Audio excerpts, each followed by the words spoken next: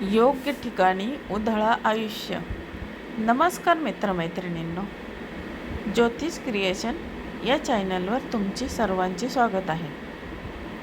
तर आज आपण एक लेख पाहणार आहोत जो तुम्ही वाचावा किंवा ऐकावा ही सर्वांना माझी नम्र विनंती आहे.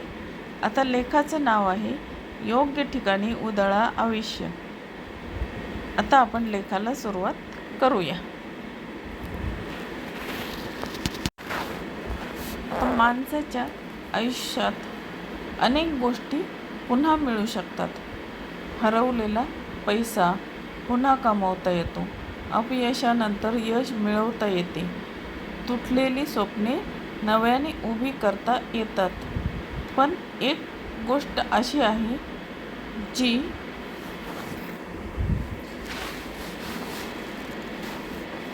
एकदा निघून गेली की पुन्हा कधीच परत येत नाही.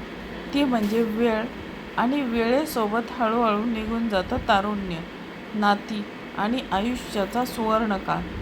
म्हणूनच आयुष्य कसं जगायचं, कोणासाठी जगायचं आणि कुठे स्वतःला झोकून द्यायचं याचा विचार प्रत्येकाने वेळोवेळी करणे आवश्यक आहे. आता आजचा माणूस सतत धावत आहे. प्रत्येकजण यशाच्या शोधात आहे, आनंदाच्या शोधात आहे, स्वतःला सिद्ध करण्याच्या धडपडीत आहे.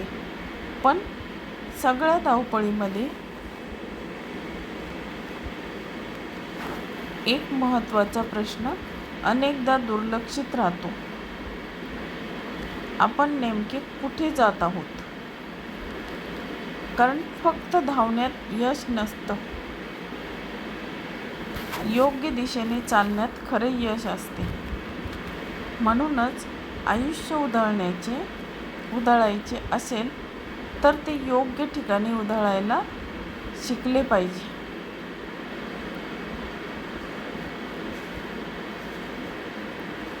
आता आजचा माणूस धावत आहे, पण कुठे, का आणि कोणासाठी धावत आहे हे त्यालाच कळत नाही.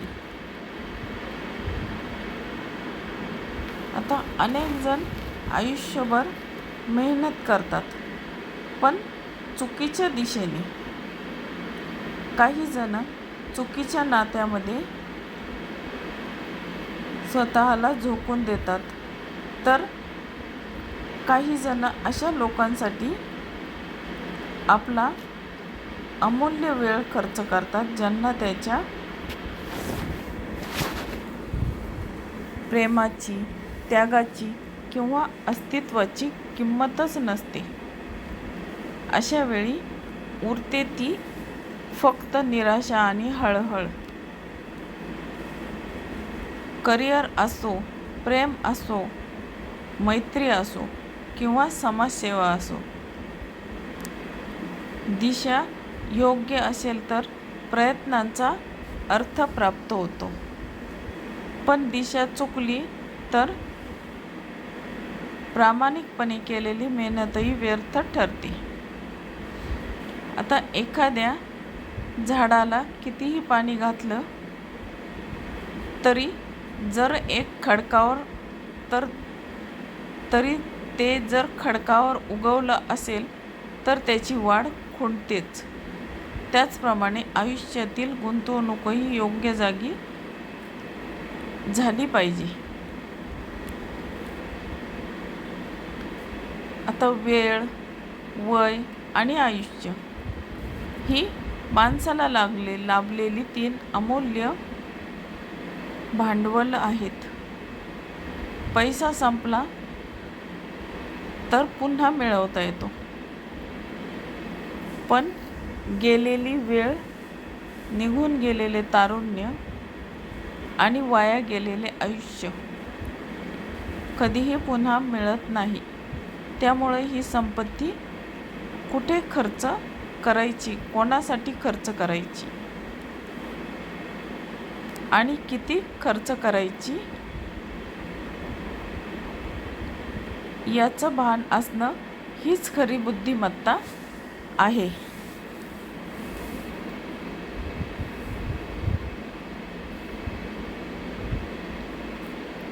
आता आजच्या समाजात दिखाव्याला जास्त महत्त्व प्राप्त झालं आहे. प्रामाणिकपणा, निष्ठा आणि संवेदनशीलता हळूहळू कमी होत चालली आहे. आता सोशल मीडियाच्या आभासी जगात माणूस स्वतःच्या वास्तवापासून दूर जात आहे. दुसऱ्यांना खुश ठेवण्याच्या नादात तो स्वतःलाच विसरत आहे. आता खोट्या प्रतिष्ठेच्या स्पर्धेत आणि इतरांच्या अपेक्षा पूर्ण करण्याच्या धावपळीत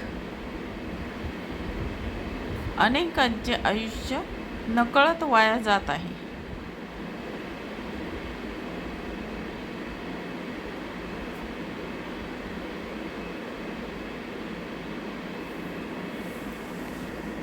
आता ज्यांना आपल्या भावनांची किंमत नाही त्यांच्यासाठी रात्रंदिवस झिजण्यात काही अर्थ नसतो. जिथे आपल्या मेहनतीला मान नाही तिथे आपल्या अस्तित्वाची दखल घेतली जात नाही. आता तिथे स्वतःला संपवण्यात शहाणपणा नसतो, कारण प्रेम, मैत्री आणि नातेसंबंध हे एकतर्फी त्यागावर टिकत नाही. त्यासाठी परस्पर आदर, विश्वास आणि जिव्हाळा आवश्यक असतो. म्हणूनच कधीतरी थांबा आणि स्वतःशी संवाद साधा. आपल्या ध्येयाचा, नात्याचा आणि प्राधान्यक्रमाचा प्रामाणिकपणे विचार करा. जिथे आपल्याला सन्मान मिळतो तिथे आपली किंमत ओळखली जाते. आता जिथे आपली मेहनत अर्थपूर्ण ठरते आणि जिथे आपल्या उपस्थितीने आनंद निर्माण होतो तिथे स्वतःला वाहून घ्या, कारण योग्य ठिकाणी केलेली छोटीशी गुंतवणूकही आयुष्याला समृद्ध करते, तर चुकीच्या ठिकाणी केलेला मोठा त्यागही शेवटी वेदनाच देऊ शकतो. आता आपण उपसंहार बघूया यामधील. आता जीवन हे देवाने दिलेलं अमूल्य वरदान आहे. ते प्रत्येक क्षणी संपत चाललेलं असतं. त्यामुळे आयुष्य उधळायचं असेल तर ते योग्य माणसांवर, योग्य ध्येयासाठी आणि योग्य मूल्यांसाठी आणि समाजहिताच्या कार्यासाठी उधळा. कारण माणसाची ओळख त्याने किती वर्ष जगला यावर नसते, तर त्याने आपले आयुष्य किती अर्थपूर्ण जगले यावर असते.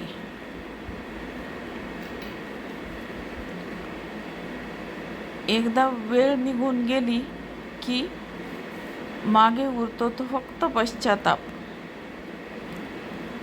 आणि पश्चाताप ही अशी वेदना आहे जी ना विकत घेता येते ना विसरता येते. म्हणून प्रत्येक क्षण जपा, योग्य माणसांना जपा, योग्य स्वप्नासाठी झटा आणि स्वतःच्या आयुष्याला योग्य दिशा द्या. कारण आयुष्य उधळायचं असेल तर ते अशा ठिकाणी उधळा जिथे तुमचं अस्तित्व फुलतं. तुमच्या कर्तृत्वाला अर्थ मिळतो आणि तुमच्या जगण्याला समाधान लाभतं. हाच खरा जीवनाचा सार आणि हाच खरा शहाणपणा आहे.